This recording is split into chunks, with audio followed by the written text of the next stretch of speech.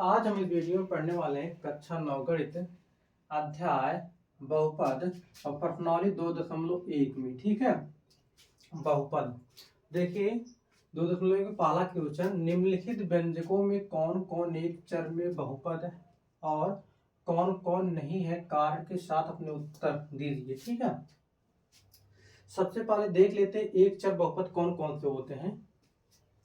देखिए एक चर बहुपद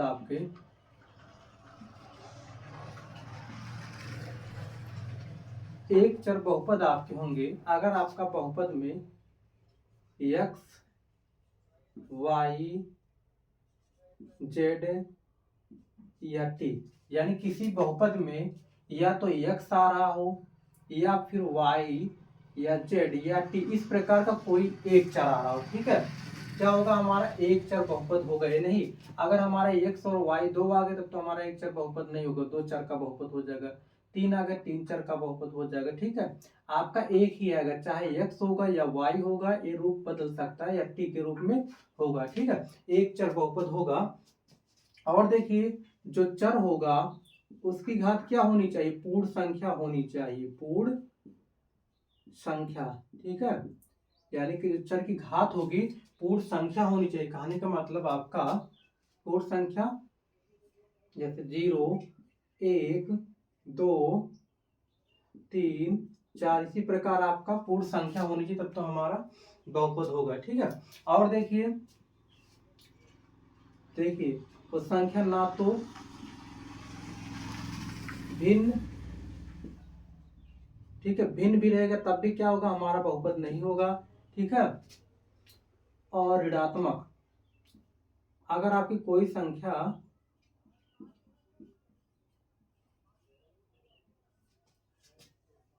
ऋणात्मक हो तब भी क्या होगा, आपका बहुपद नहीं होगा। ठीक है, कहने का मतलब है वही चर बहुपद आपका, उसमें केवल x आना चाहिए, y आना चाहिए या z आना चाहिए। ठीक है, अब जो चर होगा, चर पता ही है, चर किसी का जैसे आपका x हो गया, y हो गया, z हो गया, इनको क्या बोलते हैं, इनको चर ही बोला जाता है। ठीक है, बाकी अचर जो होता है गिनती में, जैसे अचर 1 2, इसी प्रकार सब क्या होती है, अचर होती है। तो चर की घात एक पूर्ण संख्या होनी चाहिए, ऋणात्मक कोई संख्या ना हो, ना तो भिन्न में और ना ही कोई दशमलव संख्या। अगर इस प्रकार का आ रहा है आपका तब तो हमारा चर बहुपद होगा। ठीक है, एक चर में बहुपद होगा। देखिए पहला क्वेश्चन, 4x² - 3x + 7। देखिए हमें चेक करना है, इसमें देखिए जो आपका चर है, इसमें चर x है और उसकी घात अगर देखी जाएगी, ठीक है, तो घात जो है हमारा, देखिए घात बराबर देखिए 2 है। देखिए चर x है, घात 2, इसलिए क्या है आपका ये एक चर में बहुपद है। ठीक है, एक चर में आपका ये बहुपद है। अब इसी प्रकार जब इसको देखेंगे हम, दूसरे को जब दूसरा देखा जाएगा, देखिए इसमें जो आपका चर है y, अगर घात देखेंगे इसमें, देखिए घात जो है हमारी 2। ठीक है, देखिए ये भी क्या आपकी एक पूर्ण संख्या है, इसलिए क्या है, ये भी आपका बहुपद है। ठीक है, इसी प्रकार अब इसमें देखिए तीसरे में,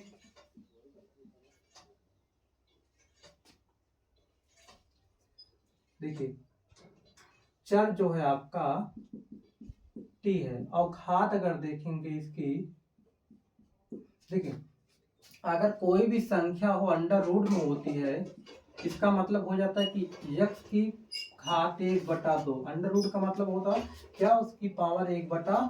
तो इसमें क्या हो जाएगी, देखिए t, यानी घात जो हो जाएगा 1/2 हो जाएगा, बताया गया। ठीक है, ना तो भिन्न हो, ना तो दशमलव और ना ही कोई ऋणात्मक संख्या हो। अगर हो जाएगी तब तो क्या होगा, हमारा बहुपद नहीं होगा। इसमें देखिए जो चर की घात है 1/2, इसलिए क्या है, आपका बहुपद नहीं है। ठीक है, इसी प्रकार चौथा देखते हैं। देखिए y जो आपका चर है, चर एक ही हमारा y है। ठीक, अगर घात देखेंगे इसकी, देखिए घात जो है इसको लिखेंगे 2 वाई, ये देखिए वाई ऊपर जाएगा, 2y की पावर -1 हो जाएगा। ठीक है, तो इसमें देखिए जो घात आया कितना आया, इसमें y की घात देखिए -1 आ गया, जो कि क्या है, एक पूर्ण संख्या नहीं है, इसलिए क्या है हमारी ये भी बहुपद नहीं है। अब इसी प्रकार इसको देखेंगे, देखिए इसमें अगर चर की बात की जाएगी तो x y t, ठीक है, इसमें 3 चर है, एक चर का बहुपद है नहीं, क्योंकि इसमें देखिए 3 चर है और घात देखिए, घात अगर देखेंगे इसमें देखिए x की घात 10 है, y घात 3 है और 50, इसलिए क्या है हमारा, देखिए एक चर बहुपद होगा या तो केवल x आए या तो y या तो z या तो t, एक ही हमारा आना चाहिए, एक ही चर। ठीक है, इसलिए भी क्या है आपका बहुपद नहीं है। ठीक है, चलिए अगला क्वेश्चन देखते हैं। दूसरा क्वेश्चन देखिए, निम्नलिखित में से प्रत्येक में एक्स स्क्वायर का गुणांक लिखिए। ठीक है, अब इसमें देखिए जहां पर आपका एक्स स्क्वायर है, ठीक है, उसी का हमें गुणांक लिखना, उस चर का गुणांक कितना होगा, यानी कि उस चर के साथ, ठीक है, यानी कितने से गुणा किया गया है, कौन संख्या उसके साथ गुणा में, तो इसमें देखिए इसमें एक्स स्क्वायर का गुणांक कितना होगा,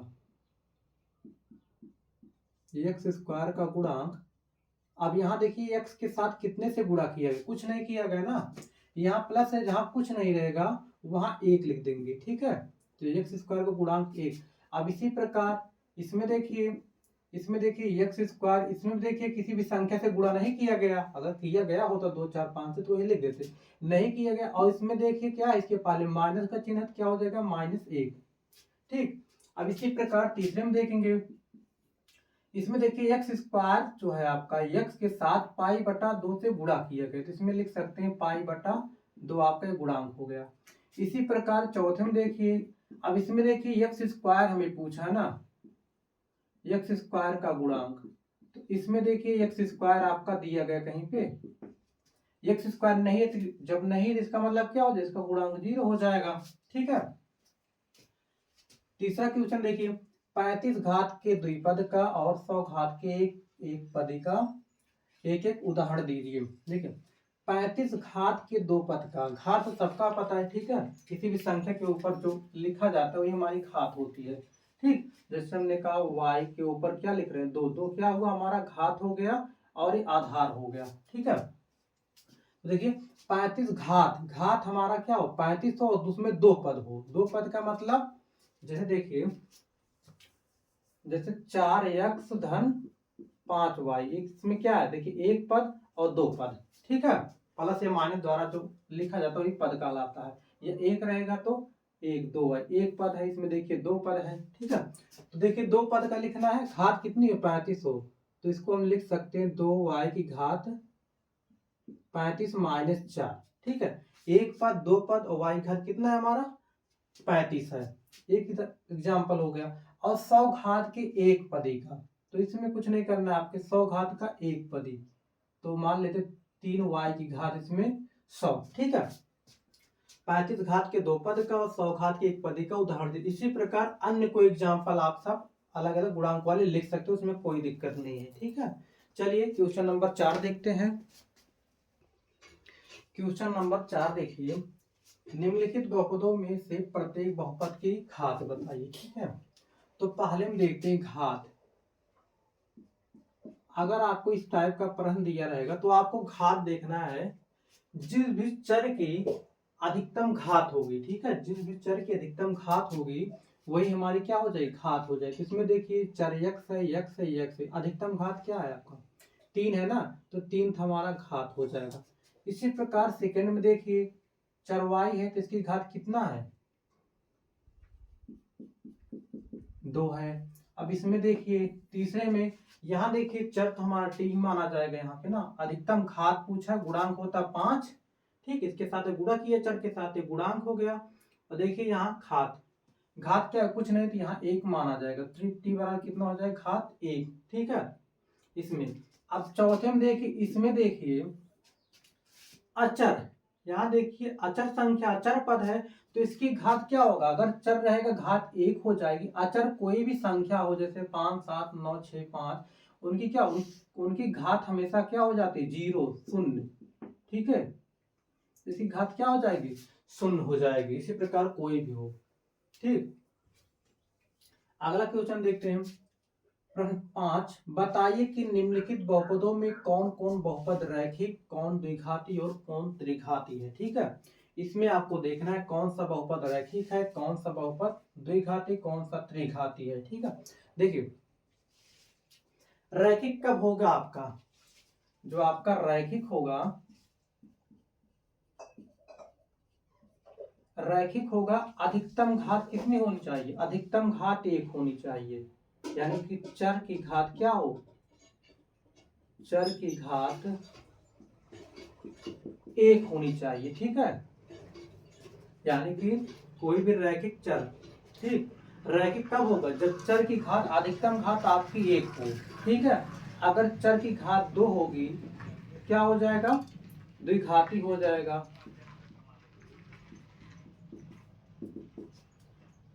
अगर चर की घात कितनी होगी, 3 होगी, तो क्या हो जाएगा, त्रिघाती हो जाएगा।